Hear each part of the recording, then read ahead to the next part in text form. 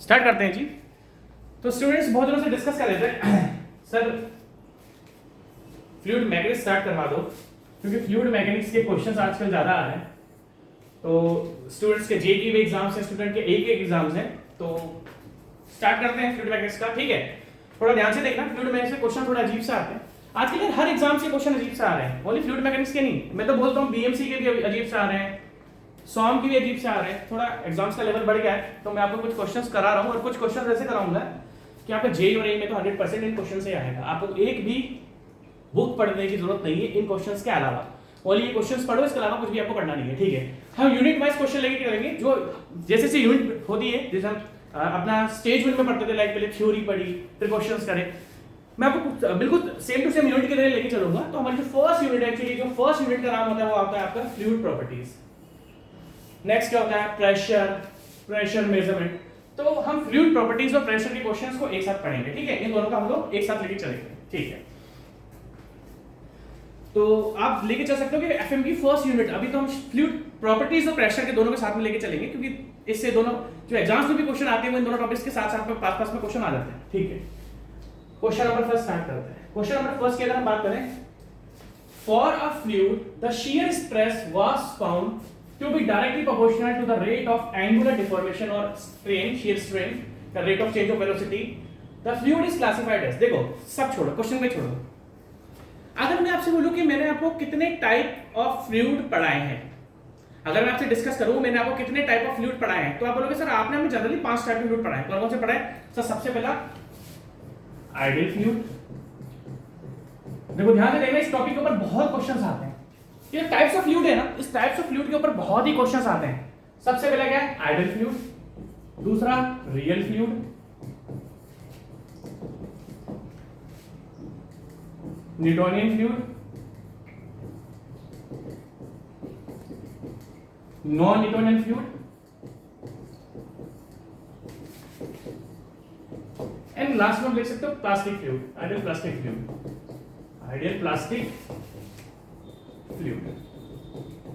ठीक है, अगर हम डिफरेंट, मैंने आपको पूरा का पूरा डिस्क्राइब करा हुआ है टाइप्स ऑफ फ्लूइड के बारे में, हमने पढ़ा हुआ भी है, बट अगर जब हम आगे चलते हैं क्वेश्चंस करते हैं तो थोड़ा थोड़ा मैं रिवीजन आपको कराऊंगा। तो किसी भी यूनिट के स्टार्टिंग में मेरा सबसे पहला फर्ज ये बनता है कि मैं आपको पिछला थोड़ा, क्योंकि अगर मैं एफएम बोलूं तो एफएम मैंने बहुत पहले पढ़ाया था, एफएम मैंने रिसेंटली नहीं पढ़ाया आपको, मैं बहुत पहले पढ़ाया था, तो उसके क्वेश्चंस अगर आज हम कर रहे हैं तो थोड़ा सा आपको रिवीजन जरूरी है। ठीक है, इन टॉपिक से, इस टॉपिक से ये तो डिफरेंट टाइप्स ऑफ फ्लूइड है, कौन सा? Ideal fluid, real fluid, Newtonian fluid, non Newtonian fluid and ideal plastic fluid. इससे आपके दुनिया भर के टॉपिक के क्वेश्चंस आते हैं, दुनिया भर के क्वेश्चंस आते हैं इस टॉपिक से।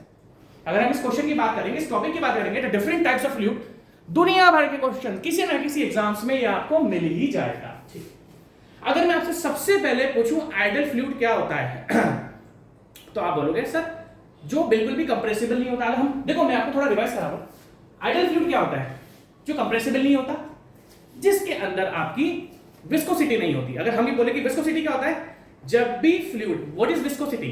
भाई फ्लूइड के अंदर का जो फ्रिक्शन होता है। देखो प्लीज थोड़ा ध्यान से देखना, मैंने आपसे बोला कि व्हाट इज आइडियल फ्लूइड, तो मैंने एक सिंपल सा आपसे भाषा बोल दी कि which is incompressible in nature and having no viscosity, उसकी विस्कोसिटी भी नहीं होती है।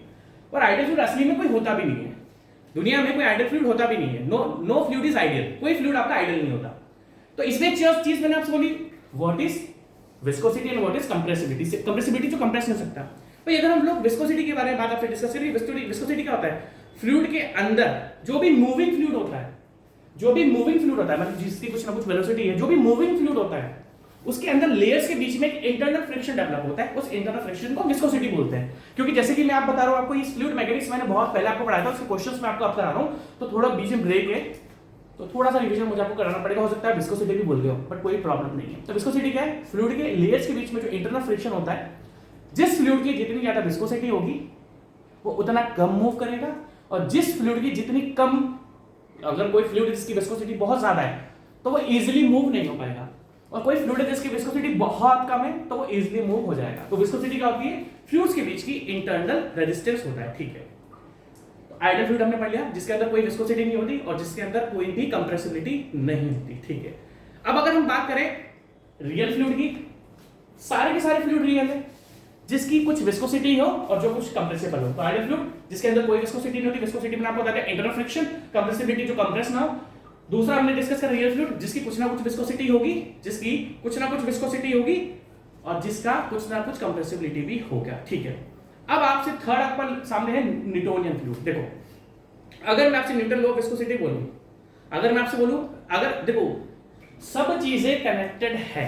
अभी मैंने आपको विस्कोसिटी बताया था, विस्कोसिटी क्या होता है। अब मैं आपसे क्या बोलता हूं, न्यूटन लॉ ऑफ विस्कोसिटी क्या होता है। प्लीज ध्यान से देखना, आपको एफएम रिवाइज करने की 1% भी जरूरत नहीं है, क्योंकि शुरुआत में मैं सारे कॉन्सेप्ट लेकर चलूंगा। कहने का मतलब है कि आज से अगर 2 साल पहले भी आपने एफएम पढ़ी होगी तो इन क्वेश्चंस को पढ़ने के लिए आपको एफएम पढ़ने की जरूरत नहीं पड़ेगी। कहने का मतलब ये है कि मान लो आपने बीटेक भी करा हुआ है और उसके डिप्लोमा भी करा हुआ है, उसके बाद आप डायरेक्ट क्वेश्चंस पे आ रहे हो, तो भी आपको एक भी लेक्चर नहीं पढ़ना है, क्योंकि मैं सारे कॉन्सेप्ट लेके चलूंगा। और फर्स्ट देखो, शुरुआत में मुझे कुछ क्वेश्चंस में टाइम लगता है, क्योंकि मैं सारे कॉन्सेप्ट्स को लेते हुए चलता हूं। कहने का मतलब क्या है, जितना भी डिटेल में आपको पढ़ाया आप मत पढ़ो अगर आप ओनली ऑब्जेक्टिव एग्जाम की प्रिपरेशन कर रहे हो। आपके मन में डाउट आएगा, सर फिर आपने वो क्यों पढ़ा था, वो मैंने प्री प्लस मेंस लिए ऑब्जेक्टिव प्लस सब्जेक्टिव लिए पढ़ाया हुआ है। बट अगर आपको कोई एग्जाम ऑब्जेक्टिव निकालना है तो आप ओनली क्वेश्चंस को पढ़ लो, कॉन्सेप्ट भी सारे बताते हुए चलूंगा। कोई भी कॉन्सेप्ट आपको रिवाइज नहीं करना है, थोड़ा थोड़ा ध्यान रखना है, डीपली कुछ भी नहीं पढ़ना है। ठीक है, अगर मैं आपसे न्यूटन लॉ ऑफ विस्कोसिटी के बारे में क्या बोलूं, तो न्यूटन लॉ ऑफ विस्कोसिटी क्या बोलता है भैया, देखो मटेरियल के अंदर जो भी शियर स्ट्रेस डेवलप हो रहा है, या फ्लूइड के अंदर, अगर हम फ्लूइड मैकेनिक्स की बात कर रहे हैं तो हम फ्लूइड की बात करते हैं।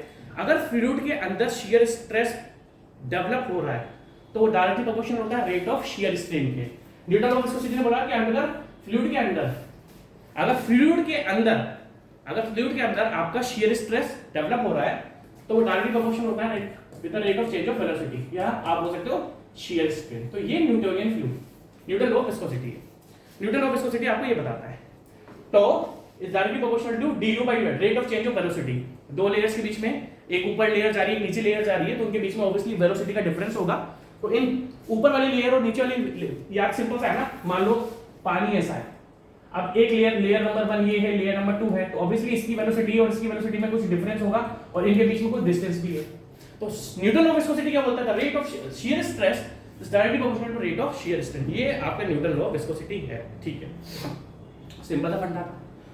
अब न्यूटोनियन फ्लूइड कौन से, जो fluid what are the Newtonian fluid, ऐसे फ्लूइड जो न्यूटन लॉ ऑफ विस्कोसिटी को फॉलो करते हैं, वो कौन से होते हैं आपके न्यूटोनियन फ्लूइड। सिंपल फंडा है। ठीक है, उसके बाद कौन सा आता है, non Newtonian fluid. Non Newtonian fluid कौन से होते हैं, नॉन न्यूटोनियन फ्लूइड कौन से होते हैं, जो इस फॉर्मूले को फॉलो नहीं करते हैं।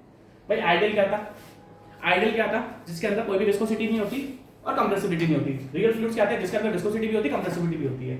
न्यूटोनियन फ्लूइड क्या है, जो न्यूटन लॉ ऑफ विस्कोसिटी को फॉलो करता है। That means tau is directly proportional to du upon dy, tau shear stress, du change in velocity and dy जो इन दोनों के बीच की डिस्टेंस है। ठीक है, नॉन न्यूटोनियन फ्लूइड जो इस फॉर्मूले को फॉलो नहीं करते। अब लास्ट में अगर आप ध्यान से देखोगे तो क्या लिखा हुआ, आइडियल प्लास्टिक फ्लूइड। ठीक है, आइडियल प्लास्टिक फ्लूइड क्या होता है मैं आपको बताता हूं, बहुत इजी सा है। टूथपेस्ट क्या होता है हमारा, अभी देखना, इन सब की डेफिनेशन क्या जाती है। अगर इस टॉपिक से बात करें, अगर हम बात करें, देखो प्लीज ध्यान से देखना, इस टॉपिक से 3 तरीके से क्वेश्चन आते हैं। एक तो क्या, डायरेक्ट इनकी डेफिनेशन आ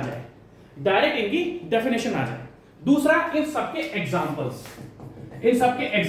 इनसे क्वेश्चन आता है, तीसरा इनका एक ग्राफ होता है। देखो फर्स्ट इन सबकी डेफिनेशंस, टाइप्स ऑफ फ्लूइड से 3 टाइप के क्वेश्चन आते हैं। फर्स्ट इनकी डेफिनेशन, सेकंड इनके एग्जांपल्स एंड थर्ड इनका एक ग्राफ होता है जो मैं अभी आपको बताऊंगा।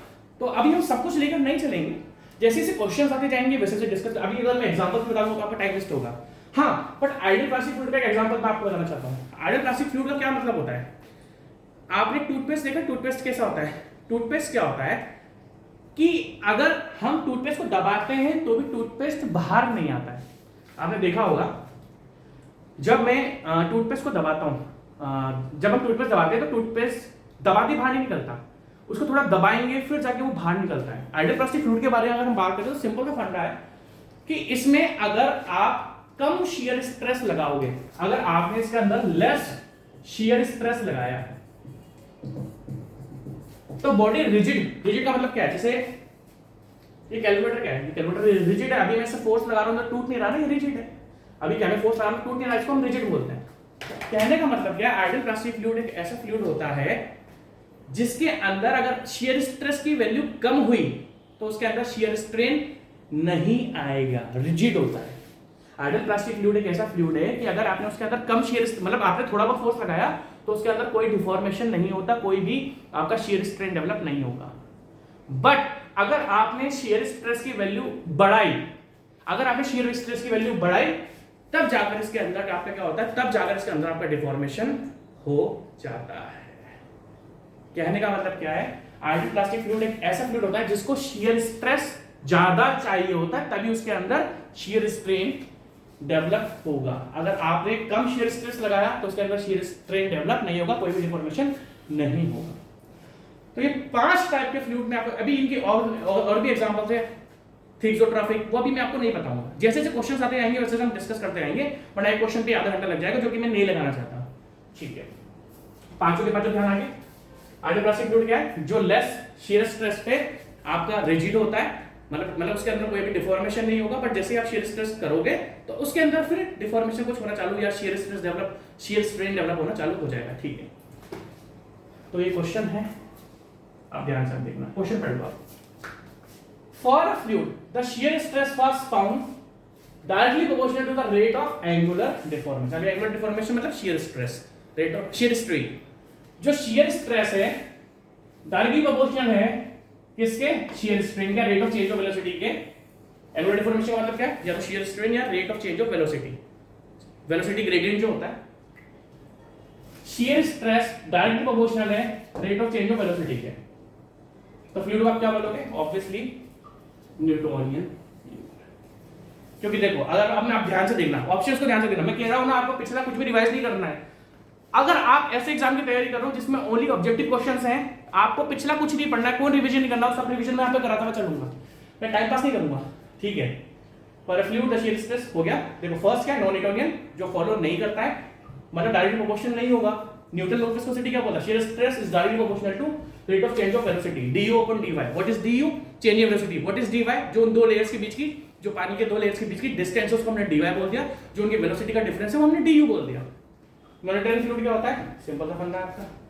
तो उसका आइडियल प्लास्टिक हमने पढ़ लिया, न्यूटोनियन पढ़ लिया, थिक्सोट्रॉपिक। अभी थिक्सोट्रॉपिक के बारे में नहीं पढ़ेंगे क्योंकि इन सारों को बताते हुए मैं आपको सारे एग्जांपल्स भी लिखाऊंगा, सारे के सारे हम लोग एग्जांपल्स भी लिखेंगे, क्योंकि एग्जांपल्स से क्वेश्चन भी बहुत ज्यादा इंपॉर्टेंट है। ठीक है, अब ध्यान से देखना। अब मैं जो आपको ग्राफ बता रहा हूं, इस ग्राफ से भी बहुत ही ज्यादा क्वेश्चंस आए हुए हैं। हमने सबसे पहले देखो, लास्ट में मैंने आपसे क्या बताया था, ये हो गया आपका एक्स में वेलोसिटी ग्रेडियंट, इसको बना लेना, बहुत इंपॉर्टेंट है ये, वेलोसिटी ग्रेडियंट और ये शियर स्ट्रेस। शियर स्ट्रेस देखो, सबसे पहले मैंने आपको क्या बताया था, सबसे लास्ट में, सबसे लास्ट एक्चुअली सबसे लास्ट वाला जो होता है वो आपका सबसे ऊपर होता है, तो सबसे पहले आपको मैं वही बता देता हूं। ठीक है, सबसे पहले आपने डिस्कस, सबसे लास्ट में डिस्कस करा ideal plastic fluid. Ideal plastic fluid क्या बोलता है कि अगर आपने उसके अंदर थोड़ा बहुत शियर स्ट्रेस लगाया तो उसके अंदर कुछ भी वेलोसिटी ग्रेडियंट, मतलब कुछ भी चेंज इन वेलोसिटी नहीं होगा। अच्छा, मैं आपसे बोलूंगा, आप बार बार बोलोगे सर आपका चेंज इन वेलोसिटी का मतलब क्या है? भैया सिंपल सी बात है, कभी भी जब फ्लो होता है ना, वो चेंज इन वेलोसिटी के कारण ही होता है। किसी भी फ्लूइड में अगर फ्लो हो रहा है, किसी भी फ्लूइड के अंदर अगर फ्लो हो रहा है, क्या हो रहा है आपका फ्लो। फ्लो का मतलब क्या हो रहा है, कोई चीज मूविंग कर रही है, किसी भी चीज के अंदर फ्लो हो रहा है तो हमेशा चेंज इन वेलोसिटी के कारण ही होता है। दैट मींस उस फ्लूइड की लेयर्स के बीच में चेंज इन वेलोसिटी है, उस फ्लूइड के लेयर्स के बीच में चेंज इन वेलोसिटी है, तभी जाके वो मूव कर रहा है। तो इसलिए हम हमेशा फ्लूइड को चेंज इन रेस्पेक्ट, मतलब जो वेलोसिटी ग्रेडियंट होता है, मतलब चेंज इन वेलोसिटी के रेस्पेक्ट में हम फ्लूइड को देखते हैं। ठीक है, आइडियल प्लास्टिक फ्लूइड का मतलब है कि जब हम कम शियर स्ट्रेस लगाएंगे उसके अंदर कुछ भी नहीं होता, एक लिमिट आती है इसकी, एक लिमिट के बाद जाकर इसमें देखो, आइडियल प्लास्टिक फ्लूइड हमने क्या पढ़ा था कि एक लिमिट तक शियर स्ट्रेस लगाओगे उसके अंदर कुछ भी चेंज नहीं होगा, डिफॉर्मेशन नहीं होगा या चेंज इन वेलोसिटी नहीं होगा। जैसे अब एक लिमिट है, भाई आपने थोड़ा शियर स्ट्रेस बढ़ा दिया, मतलब ये एक मिनिमम शियर स्ट्रेस पर इसके अंदर कुछ भी फर्क नहीं पड़ता, बट जब आपने शियर स्ट्रेस को और बढ़ा देते हो तब जाके इसके अंदर वेलोसिटी ग्रेडियंट आता है, मतलब इसके अंदर फ्लो होता है। ये देखो, यहां से लेके मैंने यहां पर कुछ भी नहीं करा, क्योंकि एक मिनिमम शियर स्ट्रेस पर या एक minimum value of shear stress पर आइडियल प्लास्टिक फ्लूइड के अंदर कुछ भी चेंज आपके अंदर नहीं होता है। दूसरा, अगर हम बात करें, देखो ध्यान से देखना, और अगर इंपॉर्टेंट है, मैं आपको 3 इंपॉर्टेंट बता रहा हूं, तीनों के तीनों ध्यान रखना। नॉन न्यूटोनियन फ्लूइड, क्योंकि ये डायरेक्टली प्रोपोर्शनल नहीं होते, तो कभी भी कोई चीज डायरेक्ट प्रोपोर्शनल नहीं होती तो उसके अंदर हम स्ट्रेट लाइन नहीं दे सकते, तो ये आता है नॉन न्यूटोनियन फ्लूइड। और अगर हम न्यूटोनियन फ्लूइड की बात करें तो क्या होता है आपका डायरेक्टली प्रोपोर्शनल होता है। डायरेक्टली प्रोपोर्शनल में हमेशा क्या आएगी, स्ट्रेट लाइन। इन तीनों से बहुत क्वेश्चन आता है। फर्स्ट वाला आइडियल प्लास्टिक का, सेकंड वाला न्यूटोनियन का, थर्ड वाला सेकंड वाला नॉन न्यूटोनियन का और थर्ड वाला न्यूटोनियन का। इसका बनाना बहुत ही ज्यादा इंपॉर्टेंट है, लिख लो आप इसको। मैं पानी पी लेता हूँ, मैं थक गया यार बोल बोल के। नेक्स्ट क्वेश्चन देखते हैं। क्योंकि आपने देखा होगा कि मैं fluid property of fluids and pressure के हम दोनों मिक्स लेके चलेंगे। अगर नेक्स्ट क्वेश्चन की हम बात करें तो नेक्स्ट क्वेश्चन हमारा है क्वेश्चन नंबर 2। आप देखो, अ यूट्यूब मैनोमीटर मेजर्स। देखो आपने दो चीजें सुनी होंगी। सबसे पहले इस प्रेशर से पहले मैं आपसे एक बात डिस्कस करना चाहता हूं। What is atmospheric pressure?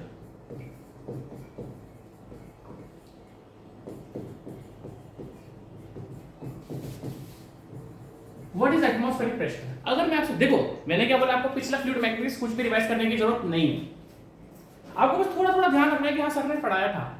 अब ऐसा ही नहीं, अगर मैं बोलूं कि अगर आपको किसी सब्जेक्ट में 100% नॉलेज चाहिए तो आप ओनली 20% नॉलेज लेके चलो, आपसे सारे ऑब्जेक्टिव क्वेश्चन बन जाएंगे, क्योंकि मैं सब डिस्कस करते हुए चलूंगा। What is atmospheric pressure? अगर हम बात करें कि एटमॉस्फेरिक प्रेशर क्या होता है, मैं यहां पर खड़ा हुआ हूं या मान लो मैं बाहर रोड पर खड़ा हुआ हूं, भाई एयर होती है, एयर का कुछ वेट होता है।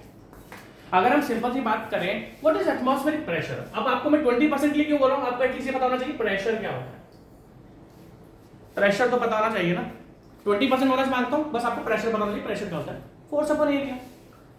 किसी भी चीज पर, किसी भी एरिया पर अगर कोई फोर्स लग रहा है, फोर्स पर यूनिट एरिया, अगर किसी भी एरिया पर कोई फोर्स लग रहा है तो उसका हम बोलते हैं प्रेशर या pressure intensity. And what is atmospheric pressure? किसी भी एरिया पर अगर मैं आज यहां खड़ा हुआ हूं तो मेरे ऊपर कुछ एयर होगी, उस एयर का जो वेट होगा, अब वो जो एयर का वेट है, वो कुछ फोर्स एक्सर्ट कर रहा होगा। मान लो मैं रूम में हूं, मान लो मैं बाहर रोड पे हूं, तो बाहर रोड पर कुछ एयर होगी, एयर का कुछ वेट होगा, वो वेट जो उस रोड पर प्रेशर लगा रहा है उसका हम क्या बोलते हैं, एटमॉस्फेरिक प्रेशर। आपको सब याद रखने की जरूरत नहीं, मैं सब कुछ रिवाइज कराऊंगा। What is atmospheric pressure? भैया सिंपल से फंडा है, जो एयर का वेट होता है वो कुछ किसी भी जगह पर कुछ फोर्स लगाता है, उसको हम एटमॉस्फेरिक प्रेशर बोलते हैं। इसको हमने एटमॉस्फेरिक प्रेशर बोल दिया। भाई एयर का कुछ वेट तो होगा, वो वेट जो उसके ऊपर लगाएगा, एयर जो उसके ऊपर फोर्स एक्सर्ट करेगी किसी भी एरिया पर, उसको हम बोलते हैं एटमॉस्फेरिक प्रेशर। किसी भी एरिया पर एटमॉस्फेरिक, समझ में आ गई होगी आपको बात। अब अगर हम क्वेश्चन क्या लिखा हुआ है, अ यूट्यूब मैनोमीटर, क्वेश्चन आपके सामने क्या लिखा हुआ है, अ यूट्यूब मैनोमीटर। ठीक है, आपको बहुत ध्यान से देखना पड़ेगा। दो चीजें होती है मेजर करने की, एक होता है बैरोमीटर, एक होता है मैनोमीटर। एक होता है बैरोमीटर, एक होता है मैनोमीटर। अगर मैं आपसे बैरोमीटर की बात करूं, कुछ यू शेप में, one is barometer and one is manometer. दोनों यू शेप में लगते हैं, ये दोनों बैरोमीटर भी हो गया, वो भी प्रेशर मेजरमेंट में काम आता है, जो मैनोमीटर हो गया वो भी प्रेशर मेजरमेंट में काम आता है। बट अगर मैं आपसे बैरोमीटर की बात करूं तो एक बैरोमीटर है, एक मैनोमीटर है, दोनों प्रेशर के काम में आते हैं। बट इसमें एक डिफरेंस क्या है, बैरोमीटर में एक एंड क्लोज होता है और मैनोमीटर में दोनों एंड। देखो अगर आप यहां से देखोगे तो बैरोमीटर में क्या होता है, एक एंड जो होता है वो आपका क्लोज होता है और मैनोमीटर में दोनों एंड आपके क्या होते हैं, ओपन होते हैं। सबसे पहला डिफरेंस क्या है कि बैरोमीटर में एक एंड क्लोज होता है, एक एंड ओपन होता है। मैनोमीटर में दोनों एंड्स क्या होता है, आपके ओपन होते हैं। दोनों एंड्स क्या होता है, आपके ओपन होते हैं, क्लोज नहीं होते हैं। ठीक है, ध्यान से देखना, धीरे धीरे और चलते आएंगे, जब जब क्वेश्चंस की जरूरत पड़ेगी मैं सब बताऊंगा आपको। दूसरा, अगर मैं आपसे डिफरेंस बात करूं बैरोमीटर की, barometer measures only atmospheric pressure. Barometer measures only atmospheric pressure, atmospheric pressure. Barometer only atmospheric pressure को ही मेजर करता है। अब प्लीज आप चीज मेरी ध्यान से देखना। अब जो मैं आपको बता रहा हूं बहुत ध्यान से देखना पड़ेगा। भाई मैं यहां पर खड़ा हुआ हूं, एयर कुछ इस एरिया में यहां पर खड़ा, मालूम मैं बाहर रोड पर खड़ा हुआ हूं, बाहर रोड पर तो एटमॉस्फेयर ओपन है, मैं रोड पर खड़ा हुआ हूं बाहर, तो आप बोलोगे सर अभी तो आप रूम में हो, मान लिया मैं रूम में, उसको हटाओ, मैं बाहर रोड पर खड़ा हुआ हूं, तो रोड पर जो एयर का होगा कुछ ना कुछ तो फोर्स लगाएगा उस एरिया पर जहां पर भी मैं खड़ा हूंगा, तो उसको आपने एटमॉस्फेरिक प्रेशर बोल दिया। अब एटमॉस्फेरिक प्रेशर से जो ज्यादा प्रेशर होता है उसको हम क्या बोलते हैं, गेज प्रेशर। प्लीज ध्यान से देखना, किसी अर्थ के किसी भी सरफेस पे एयर जो प्रेशर लगा रही है उसको हम बोलते हैं एटमॉस्फेरिक प्रेशर। एयर के वेट के कारण जो उसमें फोर्स लग रहा है उसको हमने बोलते हैं एटमॉस्फेरिक प्रेशर। मैं 16वीं बार बोल रहा हूँ एटमॉस्फेरिक प्रेशर। अब कुछ प्रेशर एटमॉस्फेरिक प्रेशर से ऊपर ज्यादा भी तो वैल्यू होती है, उसको हम बोलते हैं गेज प्रेशर। कुछ प्रेशर की, प्लीज ध्यान से देखना, आपको ध्यान से देखना पड़ेगा। Barometer measures only atmospheric pressure, but ऐसे भी तो प्रेशर होते होंगे जो एटमॉस्फेरिक प्रेशर से ज्यादा होंगे।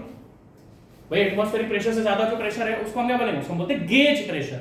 तो आपको ध्यान रखना पड़ेगा जो बैरोमीटर होता है वो मेजर, क्योंकि कुछ ना कुछ क्वेश्चन बैरोमीटर पे बनेगा। मैनोमीटर की टॉपिक को मैं मैनोमीटर की तरह नहीं टाल सकता, मेरे को इसके साथ बैरोमीटर भी कंपेयर करना पड़ेगा। Barometer measures only atmospheric pressure, whereas manometer can measure pressure lower than, देखो मैंने क्या बोला, एटमॉस्फेरिक प्रेशर आपको पता लग गया। अब उसके ऊपर की जो वैल्यू है उसको बोलते हैं पॉजिटिव गेज प्रेशर। अब जो एटमॉस्फेरिक से नीचे कम की वैल्यू उसको बोलते हैं वैक्यूम प्रेशर। नेगेटिव प्रेशर को हम बोलेंगे वैक्यूम प्रेशर। जो एटमॉस्फेरिक प्रेशर पता है, अब इससे ज्यादा की जो वैल्यू उसको बोलेंगे पॉजिटिव गेज प्रेशर, और जिससे कम की वैल्यू है एटमॉस्फेरिक प्रेशर उसको बोलेंगे नेगेटिव गेज प्रेशर, उसको हम क्या बोलते हैं वैक्यूम प्रेशर। तो ये जो आपका मैनोमीटर है ना, ये आपका एटमॉस्फेरिक प्रेशर से कम जो प्रेशर होता है उसको भी मेजर आपका करता है।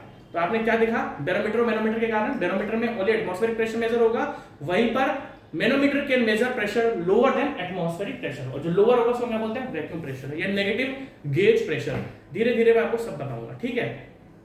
तो दूसरा, अगर मैं और आपकी डिसएडवांटेज की बात करूं तो बहुत सारे हैं, बट आपकी इस क्वेश्चन, अब अगर हम क्वेश्चन देख लें, अब आप क्वेश्चन देख लो, बैरोमीटर क्या करता है, only measures only atmospheric pressure, where manometer measures pressure less than atmospheric pressure, ठीक है। अब अगर आप ध्यान से देखो इसमें बहुत इंपॉर्टेंट, यार ये बहुत अच्छा टॉपिक आपके सामने देके रखा हुआ है ना। इसने आपका एब्सोल्यूट प्रेशर भी बता दिया। सबसे पहले आप इन दोनों फिगर को बनाओ। अब मैं आपका फिगर बना ही देता हूं, चलो आप इसको दोनों मैनोमीटर में बना के, एक का ओपन एक पॉइंट, इसको आप लिख लो, इसके बाद में इसको रब करके आप पूरा, क्योंकि इसमें लास्ट में एक ऑप्शन देते हैं एब्सोल्यूट प्रेशर, पूरा पूरा मुझे आप लिख लो इसको, ठीक है, ध्यान से देखना, ठीक है। अगर हम आगे बात डिस्कस करें तो आपने बैरोमीटर और मैनोमीटर, अगर अभी तक हमने क्या पढ़ा, तो थोड़ा बहुत हमने बैरोमीटर के बारे में पता करा। भाई आपका एक एंड से क्लोज होता है, एक एंड से ओपन होता है, एक एंड से क्लोज होता है। अगर मैनोमीटर की बात करें तो दोनों एंड से ये ओपन होता है, ठीक है। मैनोमीटर क्या करता है, बैरोमीटर मतलब आपका एटमॉस्फेरिक प्रेशर करता है, मैनोमीटर आपके डिफरेंट टाइप के प्रेशर मेजर कर सकता है, आप ध्यान से देखना। अब ऑप्शन में इन्होंने एक चीज और बोल दी, एब्सोल्यूट प्रेशर। तो मुझे थोड़ा एक टॉपिक आपको और पढ़ाना पड़ेगा। देखो आपको बहुत ध्यान से देखना पड़ेगा। हम एक सरफेस बना लेते हैं, ये अर्थ सरफेस है। इस अर्थ सरफेस को जो एयर का जो प्रेशर है, जो एयर ने इससे प्रेशर लगाया, उसको हम क्या बोलते हैं एटमॉस्फेरिक प्रेशर। ध्यान से देखना, एटमॉस्फेरिक प्रेशर, प्लीज ध्यान से देखना। अब कुछ प्रेशर एटमॉस्फेरिक प्रेशर से ज्यादा का होता है, कुछ प्रेशर एटमॉस्फेरिक प्रेशर से ज्यादा का होता है, उसको हम बोलते हैं पॉजिटिव गेज प्रेशर। जो एटमॉस्फेरिक प्रेशर से ज्यादा की वैल्यू होगी उसको हम बोलेंगे पॉजिटिव गेज प्रेशर। सिंपल सा है, एटमॉस्फेरिक प्रेशर समझ में आ गया। तो एटमॉस्फेरिक प्रेशर से जो ज्यादा की वैल्यू उसको हमने क्या बोला, एटमॉस्फेरिक प्रेशर से ज्यादा जो होगा उसको बोलेंगे पॉजिटिव गेज प्रेशर, ठीक है। प्लीज ध्यान से देखना। अब कुछ प्रेशर एटमॉस्फेरिक प्रेशर से कम भी होगा, उसको हम बोलते हैं नेगेटिव गेज प्रेशर, या बोल सकते हो वैक्यूम प्रेशर। ध्यान से देखना, कुछ ऊपर गया जिसकी वैल्यू एटमॉस्फेरिक प्रेशर से ज्यादा की जो प्रेशर की वैल्यू उसको हमने बोल दिया पॉजिटिव गेज प्रेशर, और जो उससे कम का हो उसने हमने क्या बोल दिया नेगेटिव गेज प्रेशर। अब आपको कुछ चीज में ध्यान से बता रहा हूं, बहुत ध्यान से देखना। वैक्यूम प्रेशर, अब देखो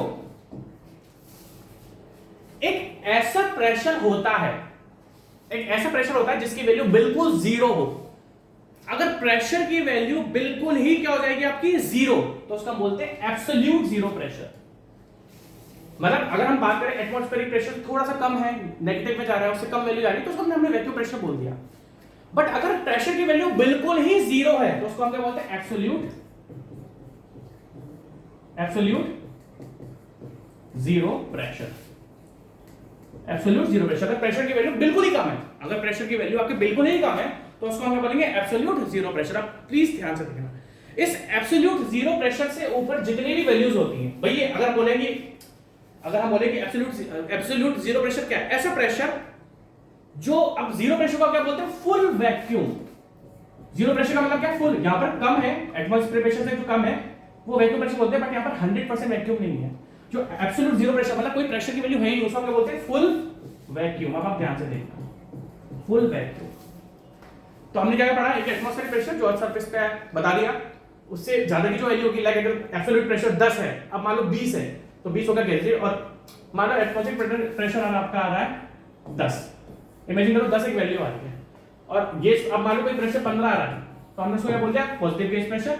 अब उसकी वैल्यू मान लो 5 आ रही है तो क्या होगा, नेगेटिव गेज प्रेशर। अब कोई प्रेशर मान लो 0 ही है, प्रेशर की वैल्यू क्या है आपकी, प्रेशर इंटेंसिटी की वैल्यू क्या है 0, तो उसको हम क्या बोलते हैं, फुल वैक्यूम, या आप बोलेंगे एब्सोल्यूट जीरो प्रेशर। ठीक है, अब इस चीज को ध्यान से देखना, इस एब्सोल्यूट जीरो प्रेशर के रेस्पेक्ट में, इसके रेस्पेक्ट में जो भी हम प्रेशर मेजर करते हैं, मान लो मैंने यहां पर प्रेशर मेजर करा या मैंने यहां पर प्रेशर मेजर करा, इस एब्सोल्यूट जीरो प्रेशर के रेस्पेक्ट में, दैट मींस इस एब्सोल्यूट जीरो प्रेशर के शंख बज रहा है, पूजा हो रही है, आ रही है आपका शंख, मेरे को तो आ रही है। ठीक है, इस एब्सोल्यूट जीरो प्रेशर के रेस्पेक्ट में आ रही है ना शंख की आवाज, अच्छा लग रहा है, अच्छा फील हो रहा है।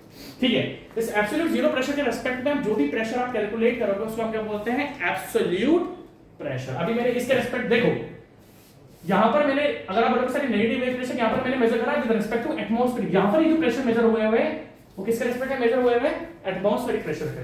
अब आप सो जीरो फुल वैक्यूम मतलब जीरो प्रेशर के रेस्पेक्ट में जो भी आप प्रेशर मेजरमेंट करते हो उसको हम क्या बोलते हैं, एब्सोल्यूट प्रेशर। ये टॉपिक मुझे अभी नहीं, अगले क्वेश्चन में पढ़ाना ही था, ये अभी नहीं पढ़ाऊंगा तो दूसरे क्वेश्चन में मैं पढ़ाऊंगा, बट अभी ये टॉपिक में ये क्वेश्चन इसने एब्सोल्यूट प्रेशर देखो लिख लिया, इसलिए मुझे आपको एब्सोल्यूट प्रेशर बताना पड़ा। लिख लो इसको लिख लो, इंपॉर्टेंट है, ये सारे लिख लो, इससे सारे क्वेश्चंस बनेंगे, सारे के सारे क्वेश्चंस बनेंगे, और मैं बिल्कुल आपको बेसिक से लेके चल रहा हूं, तो आप टेंशन बिल्कुल लेना ही मत। ठीक है, आप ये मत सोचना कि सर क्वेश्चन क्या था और आप क्या पढ़ा रहे हो, मैं जितने भी कॉन्सेप्ट पढ़ा रहा हूं आपको, चाहे मैंने इससे पहले क्वेश्चन में पढ़ाया, चाहे मैं इस क्वेश्चन में, आप बोलोगे सर यूट्यूब मैनोमीटर का सिंपल सा क्वेश्चन था, आप आंसर बता दो, अरे मैं कह रहा हूं आपको जितने भी कॉन्सेप्ट बता रहा हूं वो आने वाले सारे क्वेश्चंस में काम आने वाले हैं, इससे कनेक्टेड। अब देखो हम इस क्वेश्चन पर आते हैं, जिसने एब्सोल्यूट प्रेशर लिख दिया था इसलिए मेरे को आपको बताना पड़ा। कभी भी किसी क्वेश्चन के अगर 4 ऑप्शन होते हैं तो हमारी नॉलेज इस तरीके से होनी चाहिए कि हम उन चारों के आंसर जानते हो।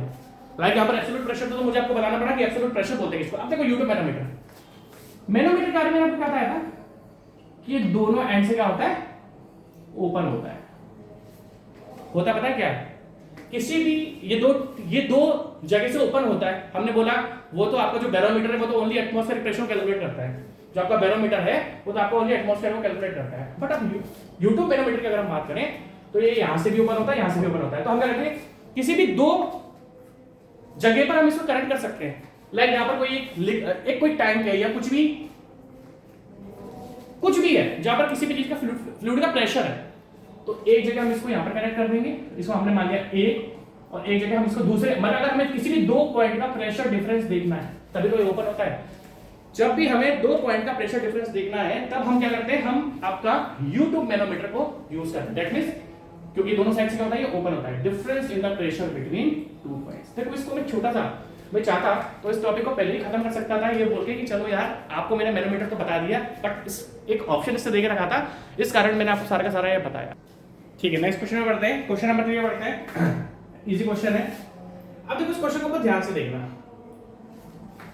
100 बार रिपीट हो गया होगा सरकारी क्वेश्चंस में। ये poise is the unit of, poise is the unit of, कम से कम 100 बार ही रिपीट हो चुका होगा। ठीक है, क्या क्या लिखा हुआ है, mass density, viscosity, kinematic viscosity and velocity gradient. Density आपको पता है क्या होता है, ठीक है, इन्होंने एक चीज लिखी हुई है यहां पर, viscosity, kinematic viscosity, velocity gradient भी आप जानते हो, du upon dy। ठीक है, इस टॉपिक को डिस्कस करने से पहले मैं आपसे पूछना चाहूं कि आपको विस्कोसिटी पता है क्या होती है? तो बोलोगे हाँ सर आपने बताया कि जब भी कोई फ्लूइड मूव करता है तो उसकी लेयर्स के बीच में जो इंटरनल फ्रिक्शन होता है उस इंटरनल फ्रिक्शन को सर विस्कोसिटी बोलते हैं। ठीक है, अब विस्कोसिटी कितने टाइप की होती है? विस्कोसिटी जनरली 2 टाइप की होती है, एक डायनामिक विस्कोसिटी, प्लीज ध्यान से देखना, एक डायनामिक विस्कोसिटी, दूसरा आपका काइनेमेटिक विस्कोसिटी। ध्यान से देखना, जितना पढ़ा रहा हूं आगे वाले सारे क्वेश्चंस पे काम आएगा काइनेमेटिक विस्कोसिटी। अभी डायनामिक विस्कोसिटी होती क्या, मैं आपको बता देता हूं। न्यूटन लॉ ऑफ विस्कोसिटी क्या होता है? न्यूटन लॉ ऑफ विस्कोसिटी बोलता है shear stress is directly proportional to rate of change of velocity gradient, du change in velocity, dy जो दोनों के बीच में, लेयर्स के बीच में डिस्टेंस है, एक वाई डिस्टेंस होगा। जब इस प्रोपोर्शनलिटी सिंबल को मैं हटा देता हूं तो यहां से मेरा निकल के आता है म्यू du अपॉन dy, तो is equals to mu du upon dy। अब ये जो कांस्टेंट, जब हमने प्रोपोर्शनलिटी सिंबल हटाया तो ये जो वैल्यू निकल के आया ना म्यू, इस म्यू को हम बोलते हैं डायनामिक विस्कोसिटी, और जो काइनेटिक विस्कोसिटी उसको हम म्यू से रिप्रेजेंट करते हैं। इस v तो नहीं होता, म्यू बोलते हैं इसको, इससे रिप्रेजेंट करते हैं, ठीक है।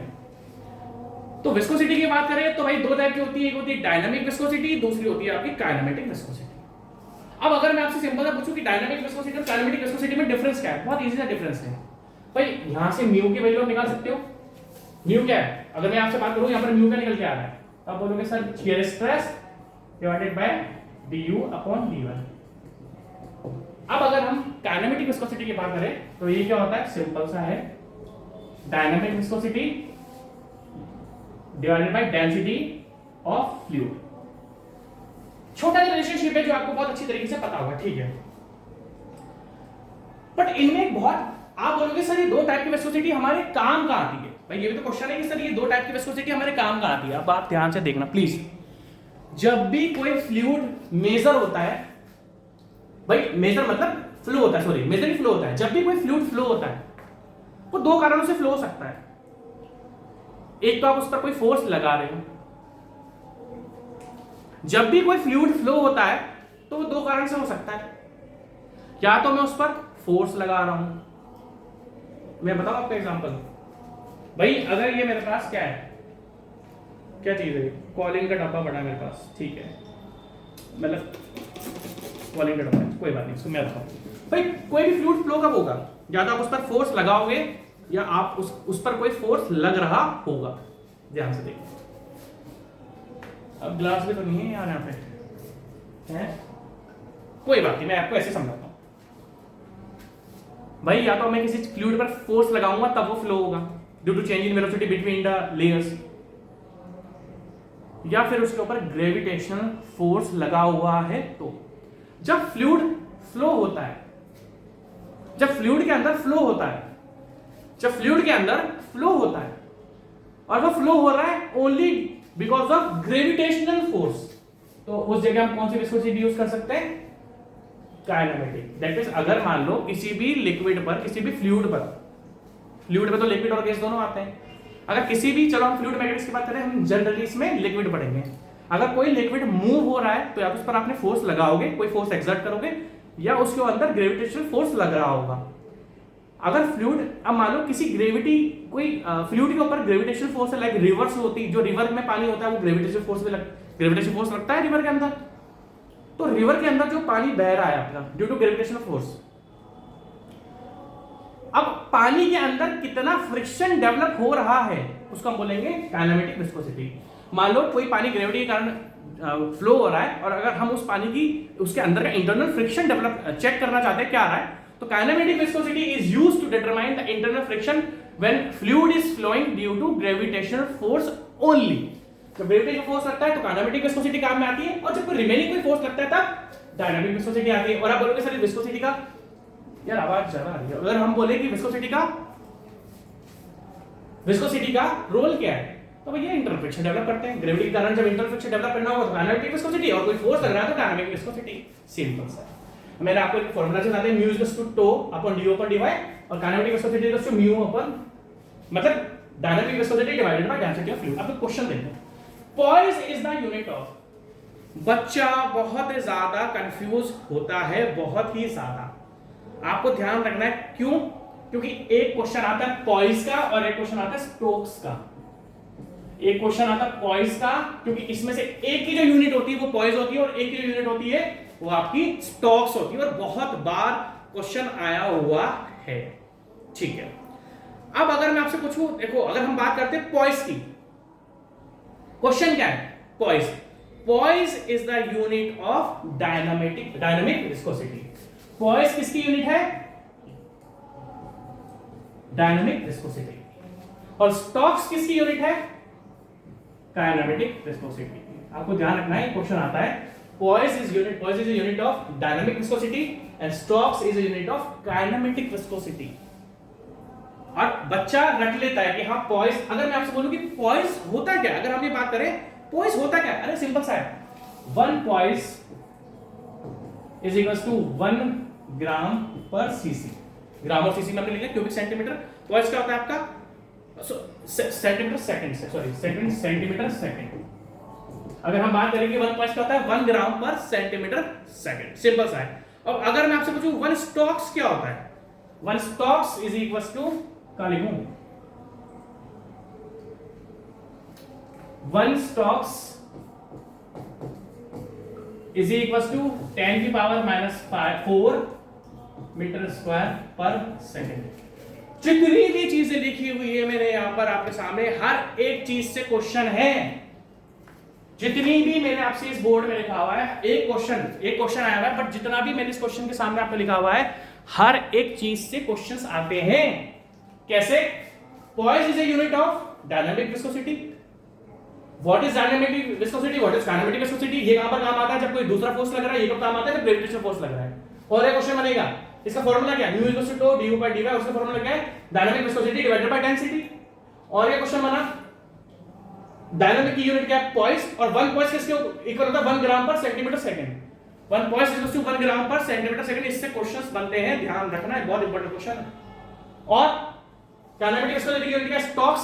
और ये क्वेश्चन बहुत बार आया है कि 1 स्टॉक्स इज इक्वल्स टू 10 की पावर -4। ये क्वेश्चन बहुत बार आया है कि 1 स्टॉक किसके इक्वल होता है। तो जितना भी लिखा हुआ है भाई सब A to Z आप लिख लो, क्योंकि इसमें हर एक चीज से क्वेश्चन है। मैंने थोड़ा ऊपर नीचे लिख दिया, बट आप लिख लो क्योंकि इससे हर एक चीज से क्वेश्चन आएगा। ठीक है, नेक्स्ट क्वेश्चन स्टार्ट करते हैं। ये पानी प्यास बहुत लग गया दीदी। ठीक है, gauge pressure at a point is equal to, ठीक है, अभी हमने सब कुछ डिस्कस करा, ध्यान से देखना भाई। एक एटमॉस्फेरिक प्रेशर होता है, दिस इज एटमॉस्फेरिक प्रेशर, ये एटमॉस्फेरिक प्रेशर है। इसके ऊपर जो होगा वो गेज प्रेशर है, इसके नीचे पॉजिटिव गेज प्रेशर है, इसके नीचे जो नेगेटिव गेज प्रेशर है इसको हम वैक्यूम प्रेशर भी बोलते हैं। उसके रेस्पेक्ट एक होता है हमारा बिल्कुल zero pressure, zero atmospheric pressure उसको बोलेंगे वैक्यूम प्रेशर, फुल वैक्यूम। इसके रेस्पेक्ट में जो भी हम प्रेशर मेजर करेंगे उसको हम बोलेंगे एब्सोल्यूट प्रेशर, एब्सोल्यूट प्रेशर। इसके रेस्पेक्ट में जो हम जीरो मतलब फुल वैक्यूम मतलब जीरो प्रेशर के रेस्पेक्ट में जो हम प्रेशर मेजर करते हैं उसको हम बोलते हैं एब्सोल्यूट प्रेशर। ठीक है, अगर अब आप ध्यान से देखो तो आपको क्या क्या दिख रहा है। अगर मैं आपसे बोलूं आपको इसमें क्या क्या दिख रहा है, अगर मैं एब्सोल्यूट प्रेशर के बारे में आपसे डिस्कस करूं तो हमने एब्सोल्यूट प्रेशर के बारे में सबसे ज्यादा कौन सा आपका एब्सोल्यूट प्रेशर। तो आप ध्यान से देखना, ये मान लो PABS, ध्यान से देखना, ये तो बिल्कुल टोटल है। तो यहां से लेके यहां तक क्या है मेरा एटमॉस्फेरिक प्रेशर, ध्यान से देखना प्लीज। मेरा देखो ये वाला वैल्यू क्या है एटमॉस्फेरिक प्रेशर, और इसके ऊपर क्या वैल्यू आपकी गेज प्रेशर। अगर मैं टोटल एब्सोल्यूट प्रेशर के बारे में आपसे बात करूं तो जीरो से लेके ऊपर तक का जो प्रेशर है वो क्या आपका एब्सोल्यूट प्रेशर, दूसरा क्या आपका गेज प्रेशर। तो आपको ऐसा नहीं लगा कि जो एब्सोल्यूट प्रेशर है P एब्सोल्यूट यहां से यहां तक किसके समेशन है, एक तो एटमॉस्फेरिक प्रेशर का, दूसरा गेज प्रेशर का। तो आपको याद रखना है कि जो एब्सोल्यूट प्रेशर होता है वो हमेशा किसका समेशन होता है, gauge pressure plus atmospheric pressure, gauge pressure plus atmospheric pressure. अब आप ध्यान से देखना, gauge pressure at a point, gauge pressure at a point is equal to, भाई हमने पढ़ा किस तरीके से एब्सोल्यूट प्रेशर आपका gauge pressure plus atmospheric pressure का समेशन है। तो अगर मैं आपसे सिंपल सी बात पूछूं, इससे हम यहां से गेज प्रेशर पूछा, अब देखो यहां से गेज क्या आएगा P गेज। अगर मैं इस फॉर्मूले को यूज करूं P गेज, जैसे आपका क्या निकल के आ रहा है P absolute minus P atmospheric, P absolute minus P atmospheric. अब देख लो absolute pressure minus atmospheric pressure, आपके सामने खुद आंसर है B। आपको खुद इसका आंसर यहाँ पे दिख रहा है, बी आंसर है इसका, क्योंकि जो हमारा एब्सोल्यूट प्रेशर होता है वो एब्सोल्यूट प्रेशर हमारा किस किसके इक्वल होता है, मतलब सॉरी जो गेज प्रेशर होगा। अब इससे अलग अलग क्वेश्चंस आते हैं, आपको ध्यान रखना। अभी तो मैंने आपको एक ही आंसर बताया गेज के रिस्पेक्ट में, ये आपका आपको प्लीज ध्यान से देखना पड़ेगा, ये बात ये बहुत इंपॉर्टेंट है। गेज के रिस्पेक्ट में आपको, अब अगर मान लो मैं गेज की बात करूं तो यहाँ पे ऐसे चलो गेज पूछ लिया, वो आपसे एटमॉस्फेरिक प्रेशर भी पूछ सकता है। अगर मान लो उसने आपसे एटमॉस्फेरिक प्रेशर पूछा तो देखो यहाँ से P एटमॉस्फेरिक प्रेशर क्या आ रहा है, P P atmospheric pressure is equals to P absolute minus P gauge। आपको ये चीज ध्यान रखनी है, किसी भी तरीके से घुमाकर इस रिलेशनशिप को आपको याद रखना है, किसी भी तरीके से आपसे पूछ लेगा। अब इसका नेक्स्ट क्वेश्चन न्यूमेरिकल है, तो न्यूमेरिकल का तो थोड़ा करते करना स्टार्ट करेंगे, वरना न्यूमेरिकल आपको एक दिन में समझ में नहीं आएगा। मेरे ख्याल से आज के लिए इतना काफी है। मिलते हैं जल्दी, टेक केयर, बाय बाय।